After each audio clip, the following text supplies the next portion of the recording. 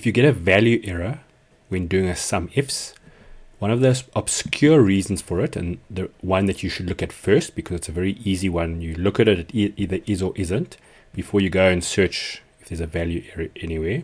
So you'll see we've got a SUMIFS. If you look at it, it's worked, it's calculated correctly. But if we look at the trace precedent, if you look here, can you see that this area is longer than this area? So this is one shorter. So SUMIFS, the plural, cannot handle that, and it gives a value error. So you must always check that the number of items included in the sum range must match the number of items in the criteria range. This is not a problem with SUMIF, so it was never a problem before, but in SUMIFS, this is not allowed. So check it first if you have a value error, and then check the data whether there's actually numbers that Excel's not seeing as numbers.